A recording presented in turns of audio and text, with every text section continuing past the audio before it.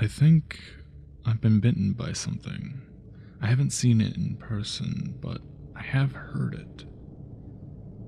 At night, it's been scratching on the walls of my home. Sometimes I've heard it tapping at the bottom of my window. It started after a recent vacation. I had wanted to stay at a log cabin because I'd never been to one before. It was okay. Not something I would do again. Too many spiders. At first, things were fine. Nothing noteworthy happened.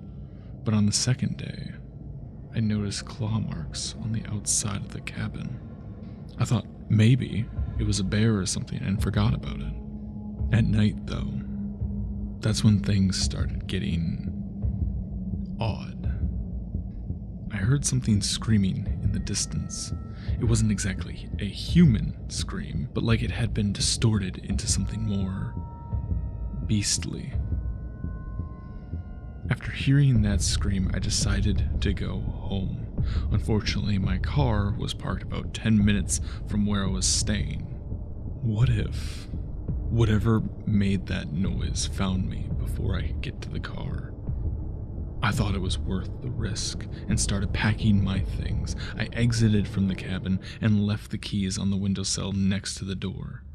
I made my way as quietly as I could down the path to the parking area. The creature screamed again. This time, it sounded a lot closer. I hid behind a tree and took a moment to make sure it hadn't seen me. I looked around slowly and I couldn't see anything other than the trees and the cabin that I'd left. I started running down the path, thinking it was safe to get to the car as quickly as possible. I heard something growl and noticed footsteps other than my own. I ran faster and made it to the car. I made it home, and for the first day or two back home, things seemed to be normal. I woke up this morning with a pain in my neck, and when I got out of bed, I stepped on some glass. My bedroom window had been broken. I called the police and put some clothes on. I'm not sure what they could do to help, but I didn't know what else to do. Now, I hear sirens, and I'm starting to feel hungry. Route 639. Written by Mac Railston. If you guys like the story, be sure to check it out in the link in the description down below. Should you find yourself driving during the small hours of the morning, long before the sun shows its face, you should be advised to, at all costs, avoid Route 963. It has no home, so unfortunately you can't avoid it simply by living in the right place. It just kind of pops up. It welcomes weary travelers who wouldn't call it a night and buy a room. If you see it, do not take it. Even if curiosity strikes up the thought, it's not worth it. If for some reason you make the wrong turn, well, you're screwed. Hope and pray that you have enough gas to last you a while. If you drive an electric, the same holds true for the vehicle's charge. You're going to need it. You'll quickly notice that Route 963 has no exits nor pull-offs, nor rest stops, nor gas stations, nor anything. That's because Route 963 is different. But rather, unlike your typical highways, Route 963 is not a means to an end, but rather an end itself. It has nowhere to take you except to take you. It should be noted that at this point, you'll likely begin to panic. Do not stop your vehicle. Do not turn the vehicle around. Do not look into the rear view mirror. If you do stop and attempt to go back the way you came, you'll be met with a harsh realization there is no way back. Attempt to drive into the blackness that follows you and let the spider wrap you in its web. That's exactly what Route 963 wanted in the first place. If temptation becomes too difficult to bear, remove the rear view mirror entirely. If, however, you do look into the rear view, you'll be met with one of two sights. You may see nothing but blackness. Keep driving. Eventually, it will find you.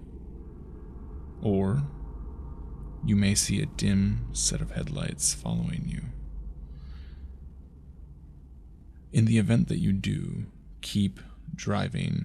Just hope and pray you don't run out of gas, at least for a little while. The police found a man's severed head in a city park. This message was left next to it, written by Fell's disciple. The final 10 minutes of a life or hell. Because you don't want it to end, but you also really just want it to get it over with. That comes from a desire to live. I'm rambling. My head isn't straight, and it never will be again. The inevitability, despite the potential for salvation, is the scariest part. Because I'm looking back and realizing that every day of my life could have been a pathetic epilogue. We just trick ourselves into believing in assurance that the end isn't real. The man who tied me to this chair wants me to write and share my final thoughts. All I want is for him to change his mind about cutting off my head with the axe in his hands. I know he'll do it anyway, because he beheaded a child right in front of me not 2 minutes ago, just to prove that he's serious. He says he's fascinated by our thoughts on the edge of mortality. Strangely enough, I'm sad about the small things. I'll never taste my favorite coffee again. I won't replace the fading 1913 house number or finish painting the trills my wife has been nagging me about, even though I promised. I won't retire to New England, where the chilly October air reminds me of quickly fading college memories. I think the greater losses are too difficult to process in such a short time. It's probably a survival mechanism. My wife, she loves running her fingers through my hair, but I hope she'll never touch my head again after it's been ripped off from my body. I don't want that to be her last memory. I hope my corpse gets locked away so she'll never see it again. My daughter's 6. Old enough to understand death, at least as well as any of us do. Too young to spend a lifetime navigating without a father, just because of one asshole who wants to watch a few minutes of my agony. Oh, God. We were gonna have a son. After years of trying, we're pretty sure that we got pregnant this time. The doctor's appointment is on Monday. More than anything else, I'm afraid. We walk around with an arrogant assumption of immortality, believing that planning ahead is limited to a few years of living. I would have done so many things differently if I knew that I was going to die a young man. Oh, God. He's indicating that it's time. I think delirium and panic are ways to help us cope. I never realized that until just now. I'm afraid of what's on the other side, but if I can communicate before I go, I will. One blink is I love you. 2 blinks is that I will stay with you. 3 blinks means it hurts forever. But I'm only telling you that so that you can know it's real when I give you comfort. because nothing is assured. Live every day knowing that.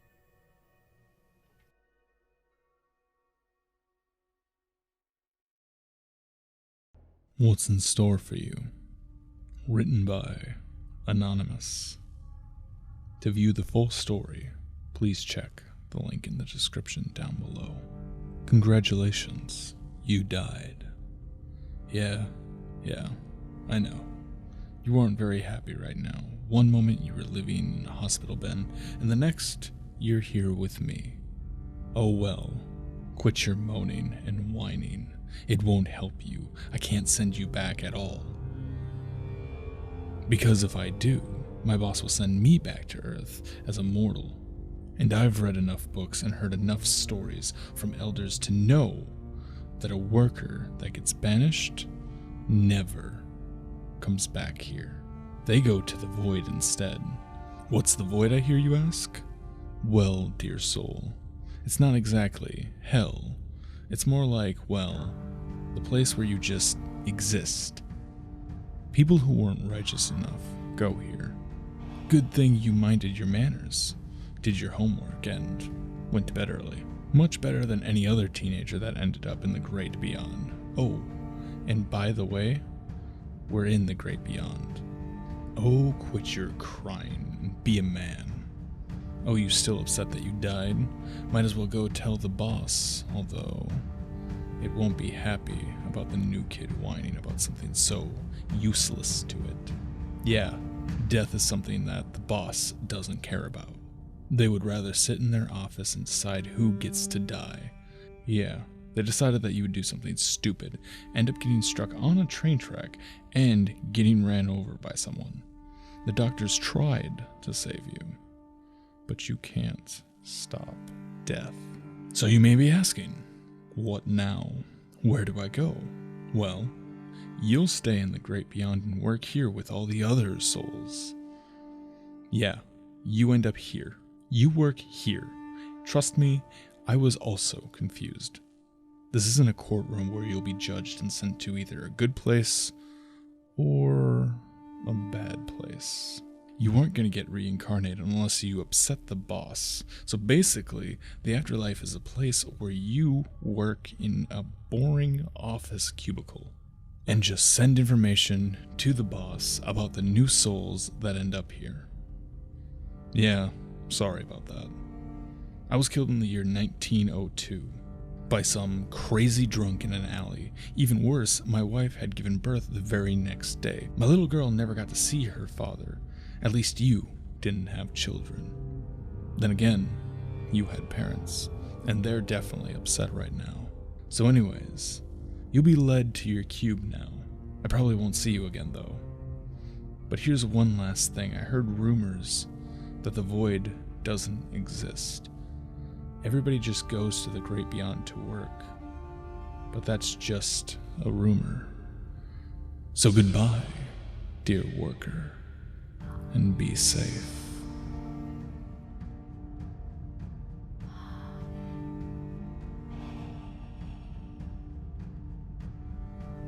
The Blackbird of Chernobyl.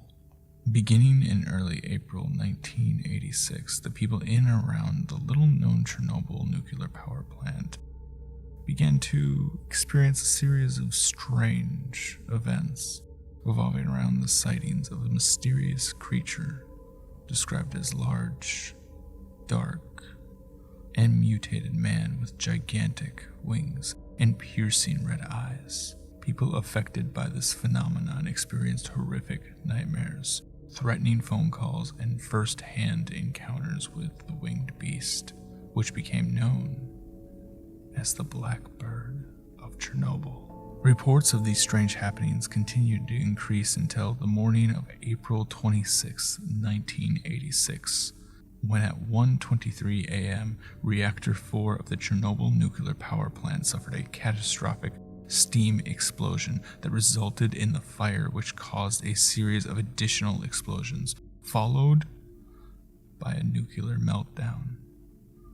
The power plant located near Pripyat, Ukraine, Soviet Union, spewed a plume of radioactive fallout, which drifted over parts of the Western Soviet Union, Eastern and Western Europe, Scandinavia, the UK, Ireland, and Eastern North America. Large areas of Ukraine, Belarus, and Russia were badly contaminated, resulting in the evacuation and resettlement of over 336,000 people. The Chernobyl disaster as an incident was dubbed and is considered the worst accident in the history of nuclear power. Following the meltdown and subsequent explosions and fires, the Soviet helicopters were dispatched to the scene equipped with a special firefighting gear.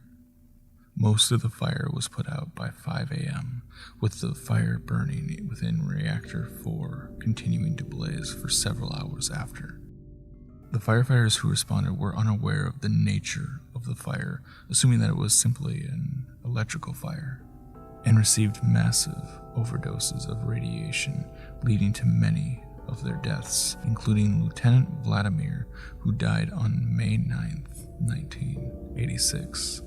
The workers who survived the initial blast and fire but would later die of radiation poisoning claim to have witnessed what has been described as a large, black, bird-like creature with a 20-foot wingspan gliding through the swirling plumes of irradiated smoke pouring from the reactor. No further sightings of the Blackbird of Chernobyl were reported after the Chernobyl disaster, leaving researchers to speculate just what haunted the workers of the plant during the days leading up to the disaster. The most commonly accepted theory suggests that the Blackbird of Chernobyl may have been the same creature spotted at Point Pleasant, West Virginia, leading up to the collapse of the Silver Bridge on December 15, 1968. Investigators have suggested that the appearance of this creature is an omen of disasters to come in the area in which it shows itself. The physical description of both Blackbird of Chernobyl and the Mothman, the creatures sighted in West Virginia, are very similar, and the reports of nightmares and threatening phone calls leading up to the disasters are shared in both cases. A second, less accepted theory suggests that the Blackbird of Chernobyl was nothing more than the misidentification of the black stork, an endangered species endemic to South Eurasia. The black stork stands nearly 3 feet tall and has a wingspan of nearly 6 feet. This theory, however, fails to take into account the menacing phone calls and the disturbing nightmares. Also, the physical description given by the majority of eyewitnesses who actually saw the Blackbird of Chernobyl does not in any way match the physical appearance of the black stork. Both the Blackbird of Chernobyl and Mothman have not been sighted since their respective disasters, leaving us with many unanswered questions. All we can do is wait for the beast to show itself again and give us a chance to figure out just what it may be. Unfortunately, it would appear that for this creature to show up again, we will have to anticipate some form of disaster in the area that it is selected to appear.